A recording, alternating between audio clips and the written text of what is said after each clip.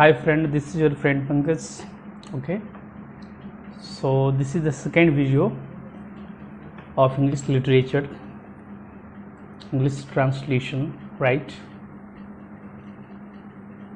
Prescribed for the PG SEM for examination, right? So today in this video we will talk about Cartford's translation theory. Okay, Cartford's translation theory.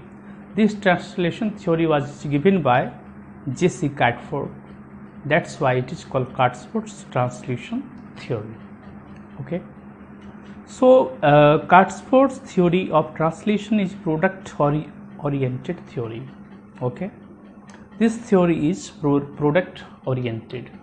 His theory is product-oriented, right? उनका जो एक SL होता है, एक TL होता है. SL means source language, TL means target language. तो उनका जो थ्योरी है वो बिल्कुल प्रोडक्ट ओरिएंटेड है, राइट? मीन्स जो पर्टिकुलर, जो विशेष जो मीन्स एक प्रकार से क्या कर सकते हैं कि उनका जो ट्रांसलेशन का थ्योरी है वो एक विशेष थ्योरी, एक विशेष सिद्धांत, एक विशेष गुण रखता है, right? Cartford has propounded his theory in his book, A Linguistic Theory of Translation, that focus on the analysis and classification of linguistic difference between the source language SL and target language TL in translation. Cartford ने ये propounded किया अपने theory को अपने book में, एक famous book में, अ linguistic theory of translation. इस पुस्तक में उन्होंने अपने सिद्धांत को, अपने थ्योरी को प्रोपाउंडेड किया, ओके, रखा, राइट, प्रतिपादित किया. क्या प्रतिपादित किया? that focuses on the analysis and classification of linguistic differences. जो linguistic differences है उसके एनालिसिस पर, उसके विश्लेषण पर, उसके वर्गीकरण पर, क्लासिफिकेशन पर, राइट? लिंग्विस्टिक डिफरेंसेस के एनालिसिस, विश्लेषण और वर्गीकरण पर उन्होंने जोड़ दिया. बिटवीन द सोर्स लैंग्वेज, उनका एनालिसिस, उनका विश्लेषण और क्लासिफिकेशन, वर्गीकरण, लिंग्विस्टिक डिफरेंसेस का क्या था, क्या उनका लिंग्विस्टिक डिफरेंसेस था, क्या अलग टाइप था, तो उन्होंने source language SL and target language TL को माना है. अपने ट्रांसलेशन में इसको क्लासिफाइड किया है, source language plus translation target language. Source language क्या होता है? जैसे कि अभी हमें हिंदी से इंग्लिश में ट्रांसलेशन करने, तो मेरा सोर्स लैंग्वेज क्या दिया हुआ था पहले से? वो हिंदी दिया हुआ था, राइट? फिर उसको हम लोग चेंज करते हैं किस में? इंग्लिश में. तो इंग्लिश हो जाएगा टारगेट लैंग्वेज, लक्ष्य वाला भाषा, कि उसमें हमको आइडियाज़ को, थॉट को चेंज करनी है, राइट? और हिंदी हो जाएगा हमारा source language. This theory provides valuable insights into the challenges and strategies involved in the process of translating text from one language to another. जब हम वन लैंग्वेज से, एक भाषा से दूसरी भाषा में ट्रांसलेट करते हैं, ये जो प्रोसेस है, ये जो विधि है, ओके, इसके लिए ये जो सिद्धांत है, उसका सिद्धांत जो था, ये प्रोडक्ट ओरिएंटेड थ्योरी, उनका जो सिद्धांत था उससे क्या मिला है? उससे डीप अंडरस्टैंडिंग मिला है, राइट? उसे वैल्यूबल, बहुत ही महत्वपूर्ण डीप अंडरस्टैंडिंग उन्होंने दिया है अपने थ्योरी में. into the challenges and strategy जो चैलेंजेस, जो चुनौतियां, जो स्ट्रेटजीज, राइट, जो रणनीति इन्वॉल्व्ड है, जो चुनौतियां, जो रणनीति ट्रांसलेशन करने में, one language to another language करने में जो चैलेंजेज आते हैं, जो स्ट्रेटजीज हैं, राइट, उसमें ये डीप अंडरस्टैंडिंग प्रोवाइड करते हैं अपने थ्योरी से, बहुत गहराई से समझ प्रदान करते हैं, right. In the very beginning Catford says any theory of translation must draw upon a theory of language.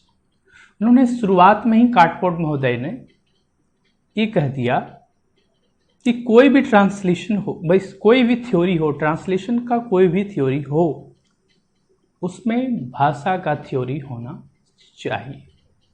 भाषा नहीं तो फिर ट्रांसलेशन किसका? Okay. For him language is a type of pattern human behaviour. उनका मानना है कि भाषा एक प्रकार से मानव बिहेवियर का पैटर्न है, ठीक है। ये टाइप लैंग्वेज का टाइप है। अब ये एक रास्ते हैं, एक माध्यम है, एक रास्ते हैं, एक तरीके हैं in which human beings interact in social situation and activity related to vocal movements and actual events। इस तरीके से इंसान क्या करता है, सामाजिक सिचुएशन को, सामाजिक परिस्थिति में, राइट, और एक्टिविटी में, जो समाज में एक्टिविटी चलता है, उससे क्या होता है, इंसान इंटरेक्ट हो सकता है, उसके साथ का इन्वॉल्व हो सकता है, राइट, उसके साथ मीन्स आप कह सकते हो कि उसके साथ संप्रेषण बना सकता है, right, related to vocal movements and actual events.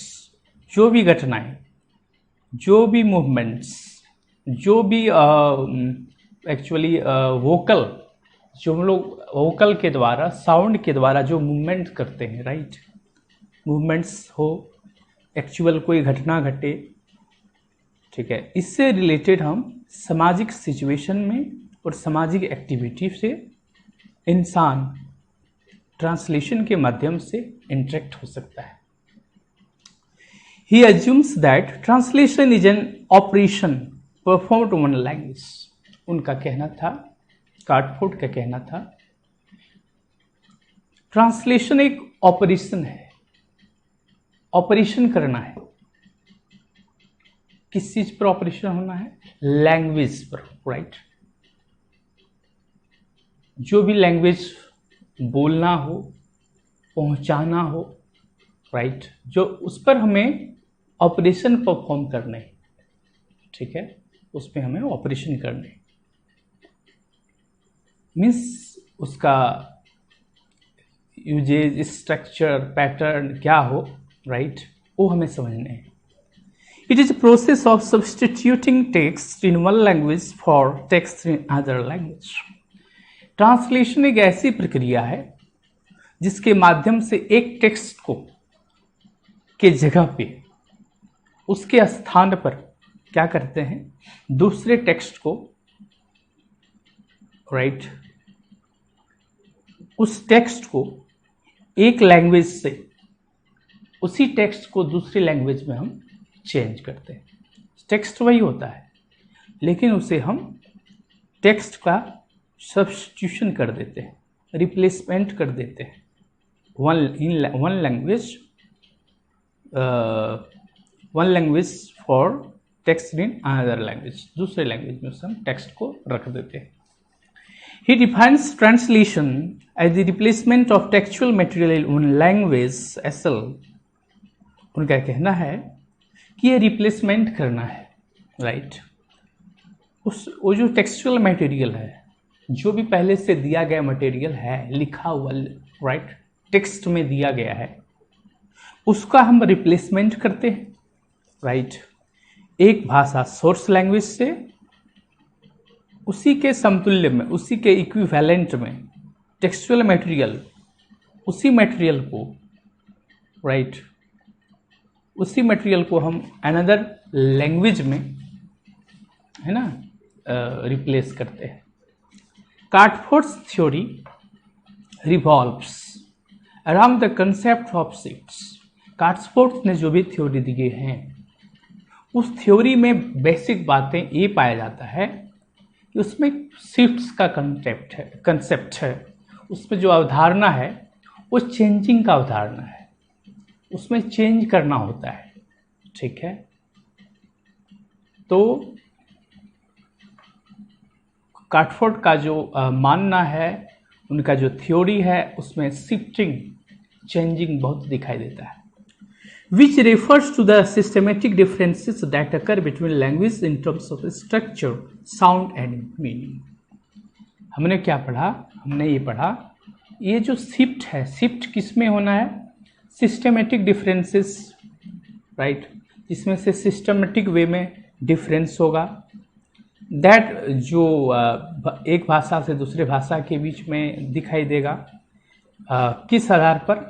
Structure के बेसिस पर डिफरेंस पाया जाएगा, साउंड के बेसिस पर डिफरेंस पाया जाएगा, और मीनिंग के बेसिस पर डिफरेंस पाया जाएगा। राइट, जेसी कार्टफोर्ड, राइट,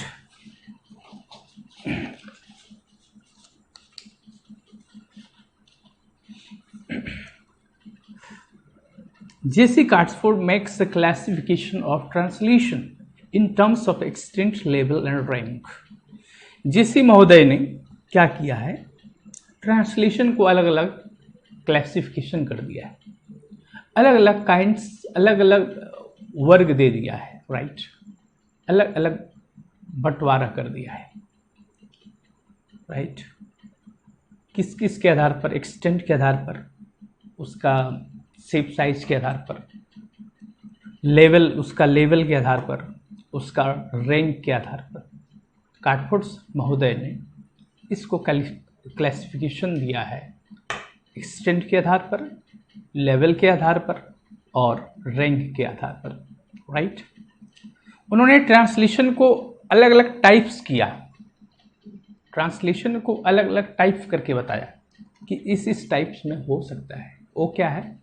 पहला हमने बोला एक्सटेंट बेस्ड, दूसरा है लेवल बेस्ड और तीसरा है रैंक बेस्ड। इन्होंने टाइप्स को, ट्रांसलेशन के टाइप्स को अलग अलग किया है। ठीक है, अब एक्सटेंट बेस्ड में भी दो टाइप किए हैं, सब डिवीजन किया है। राइट, सब डिवाइडेड है।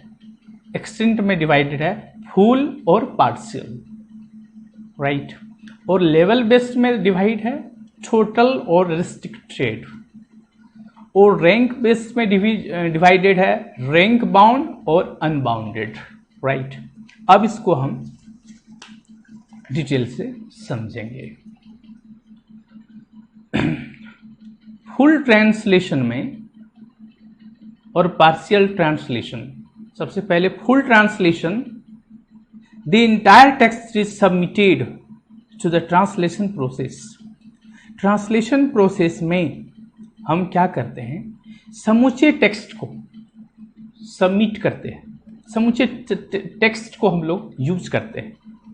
That is every part of the SL text is replaced by TL text material. इसका मतलब है कि फुल का फुल, टोटल का टोटल, राइट, सभी पार्ट्स को, सभी सोर्स लैंग्वेज को हम लोग टारगेट लैंग्वेज में, टारगेट लैंग्वेज मटेरियल में चेंज करते हैं, समूचे को। इसलिए कहा गया फुल ट्रांसलेशन। ये पूरा ट्रांसलेशन किया जाता है, कुछ भी नहीं छूटता है।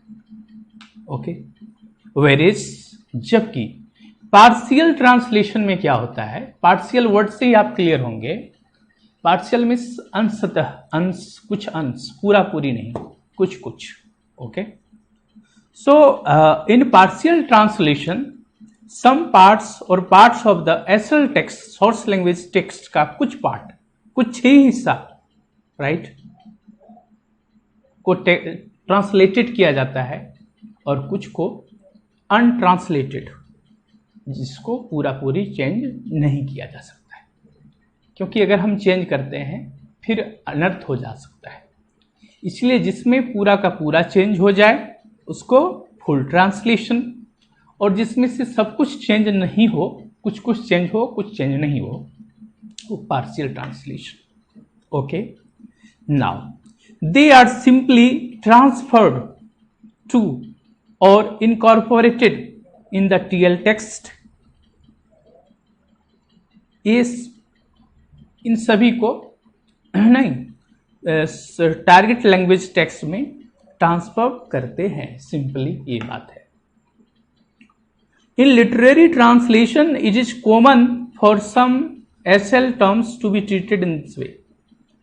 जब हम साहित्यिक अनुवाद ट्रांसलेशन में देखते हैं तो एक कॉमन चीज है, एसएल टर्म्स जो हैं, सोर्स लैंग्वेज जो टर्म्स हैं, ये बहुत कॉमन चीज हैं, राइट। जब हम साहित्यिक अनुवाद में देखते हैं to be treated in this way, okay, source language को इस प्रकार से हम ट्रीट करते हैं, ये काफी बिल्कुल ही एक कॉमन चीज है। Either because they are regarded as translatable, हो सकता है यह भी बात हो कि क्योंकि कुछ ऐसे चीजें हैं जिसको हम लोग ट्रांसलेट नहीं किया जा सकता, नहीं कर सकते हैं, for the purpose of introducing local colour, right.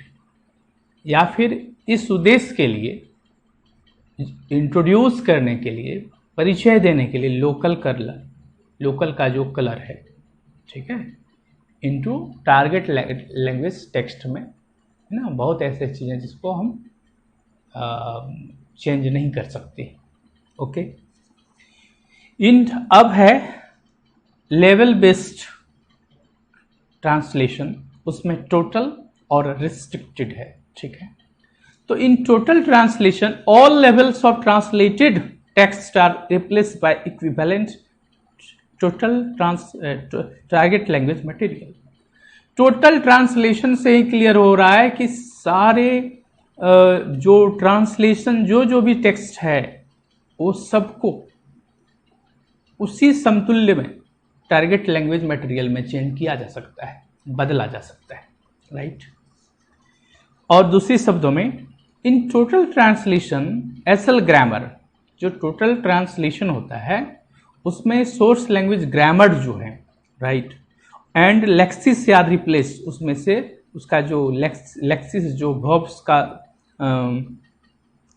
Means आप कह सकते हो कि जो वर्ड्स हैं, है ना, किसी भी लैंग्वेज का जो वर्ड्स है, किसी भी लैंग्वेज का जो शब्द सब हैं, लेक्सिस हैं, ग्रामर हैं, राइट, इसमें से क्या है ना, बदल दिया जाता है। टोटल में टोटली बदल जाता है, उसका ग्रामर भी बदल जाता है, साथ ही साथ उसका टेक्स्ट भी बदल जाता है, replace by total grammar and Lexus, ठीक है। But in restricted translation total के बाद आता है लेवल बेस्ड का दो पार्ट है, टोटल और रिस्ट्रिक्टेड। तो उसमें हम लोग टोटल समझे, अब रिस्ट्रिक्टेड को समझ रहे हैं। But in restricted translation, okay, जो रिस्ट्रिक्टेड है, SL text is replaced into TL text at one level only, ठीक है। लेवल बेस्ड में क्या है ना, कुछ एक स्तर पर फिर बदला जा सकता है। सोर्स लैंग्वेज का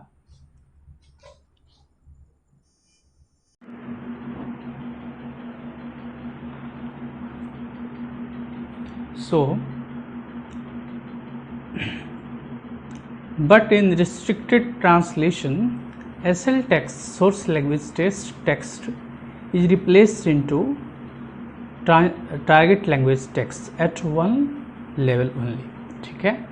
कुछ ही हद तक उस SL से TL सोर्स लैंग्वेज से जो है टारगेट लैंग्वेज में कुछ ही हद तक ट्रांसलेट किया जाता है, ओके।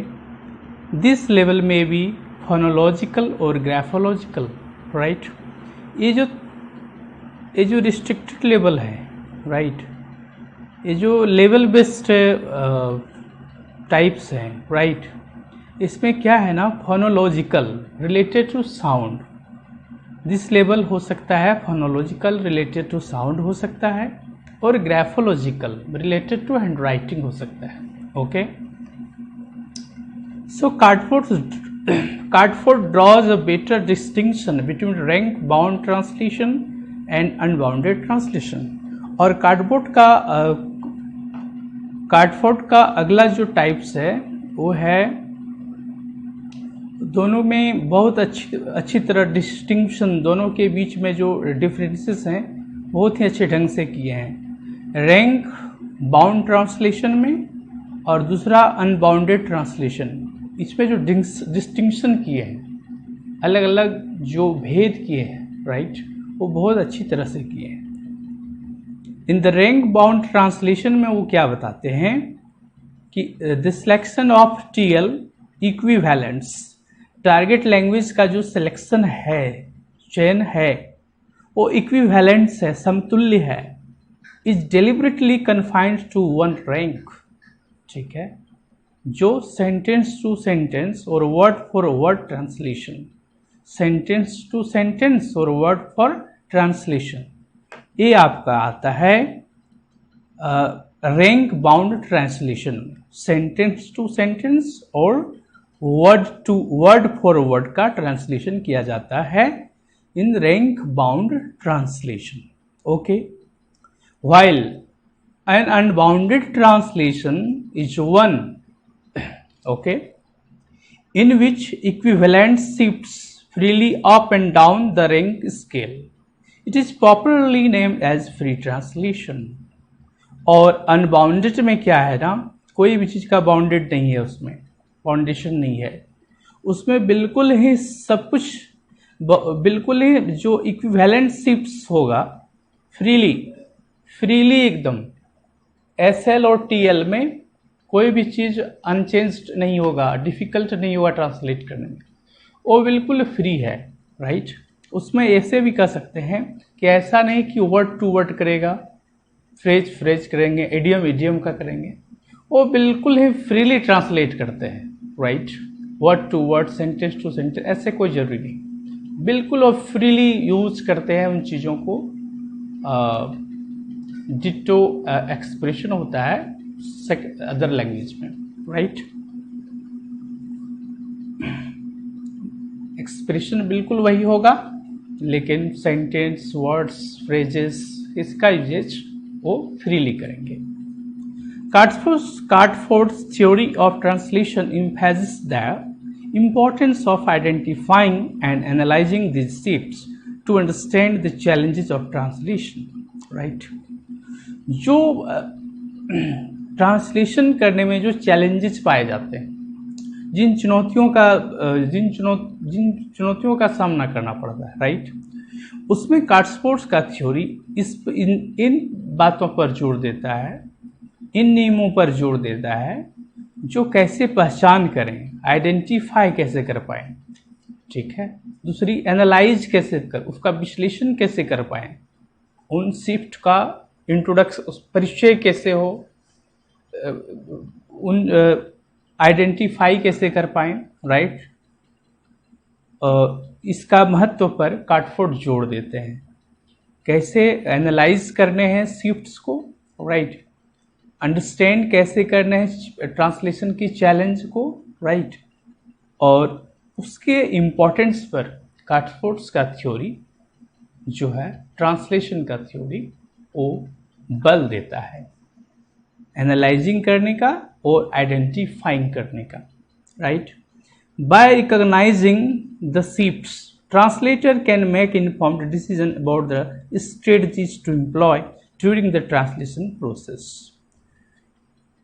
ये जो शिफ्ट्स हैं, चेंजेस हैं, वर्ड्स का एक प्रकार से शिफ्ट्स में चेंजेस कर सकते हैं आप, राइट. ये जो परिवर्तन है, जो शिफ्ट्स हैं, राइट, इसमें इसको कैसे रिकॉग्नाइज किया जाए, इसका जो बदलाव होगा, इसमें जो चेंजेस आएंगे, उसको पहचाना कैसे जाए, राइट. ट्रांसलेटर का काम है कि वो कैन मेक इन्फॉर्म्ड डिसीजन, वो जो उनको पता है वह डिसीजन लेते हैं, उस स्ट्रेटजी के बारे में, उस रणनीति के बारे में और उसका यूज करते हैं during the translation process, right. Translator well informed होना चाहिए, राइट, उसकी रणनीति को लेकर के, राइट, और उसकी डिसीजन के प्रति उसका डिसीजन जो होना चाहिए उसका रणनीति को लेकर के, राइट, ट्रांसलेशन के प्रोसेस में ये ट्रांसलेटर को पता होना चाहिए। Translators may choose to either preserve the shifts or compensate for them. Translator ये चूज कर सकता है कि इसको आइदर इस शिफ्ट्स को, जो बदलाव है, जो चेंजिंग है, इसको प्रिजर्व करके रखें या फिर इसे कंपेंसेट फॉर देम, ठीक है, depending on the goal of the translation. ये ट्रांसलेटर चूज कर सकता है। ट्रांसलेशन के लक्ष्य को, गोल्स को के आधार पर, गोल के ऊपर निर्भर करता है कि उसको प्रिजर्व करके रखा जाए या फिर उसे कंपेंसेट कर दिया जाए। It is worth noting that Catford's theory of translation has been subject to criticism and debate, particularly regarding the rigid categorization of shifts and the assumption that all the shifts can be classified neatly. ये important है, इसे note करने जैसे point है कि कैटफोर्ड्स का जो theory है ट्रांसलेशन को लेकर के, इसका जो सिद्धांत है, राइट, वो has been subject to criticism and debate. वह एक आलोचना और विवाद का विषय बन चुका है उसके थ्योरी को लेकर के, राइट। काफ़ी विवाद है, काफ़ी डिबेट है, क्रिटिसिज्म है, लोग आलोचना करते हैं कि इनका ये प्रोसेस सही नहीं है, ठीक है। Particularly regarding the rigid categorisation, क्योंकि इसमें जो है ना, किस चीज़ से संबंधित लोग क्रिटिसाइज करते हैं, डिबेट करते हैं इस बात पर कि उनका जो कैटेगराइजेशन है, कैटेगराइज करने का तरीके हैं, क्लासिफिकेशन करने का जो तरीके हैं, राइट, शिफ्ट को किस प्रकार से, चेंजेस को किस प्रकार से कैटेगराइज करते हैं, राइट, और ये मान्यता कि shifts can be classified, shifts को जो है बिल्कुल ही नीट एंड क्लीन क्लासिफाइड किया जा सकता है, उनका जो ये मान्यता है इस पर काफ़ी डिबेट है, काफ़ी यू कैन से, आप इसको क्या कर सकते हैं, और क्रिटिसिज्म है, राइट।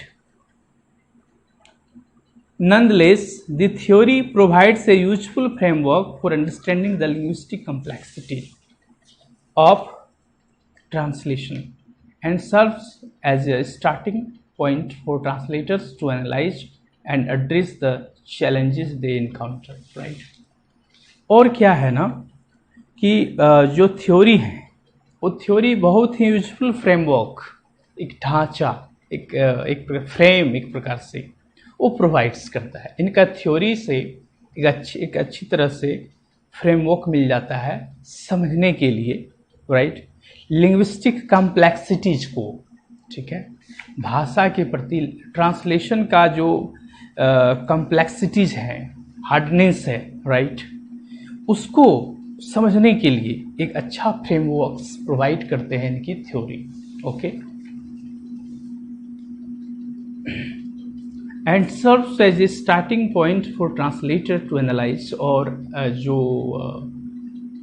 ट्रांसलेटर होते हैं, ठीक है, ट्रांसलेटर जो होते हैं उसका जो स्टार्टिंग पॉइंट है किसी भी ट्रांसलेटर के लिए, ठीक है, जो to analyse and address the challenges they encounter, और जो अपने चैलेंजेस को सामना करता है, जो एनालाइज करता है, राइट, जो ट्रांसलेटर एनालाइज करता है, विश्लेषण करता है, उस चैलेंजेस का सामना करना पड़ता है, ठीक है, उसके लिए एक अच्छा पहल है। इन कंक्लूजन,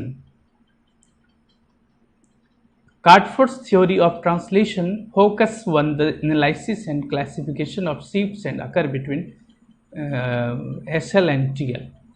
और कंक्लूजन के तौर पर ये भी कह सकते हैं कि जो कार्टफोर्ड थ्योरी ट्रांसलेशन का जो कार्टफोर्ड का थ्योरी है वो इस बात पर फोकस करता है एनालिसिस पर, विश्लेषण पर और क्लासिफिकेशन वर्गीकरण पर, राइट, ऑफ शिफ्ट्स। शिफ्ट्स का क्लासिफिकेशन कैसा हो,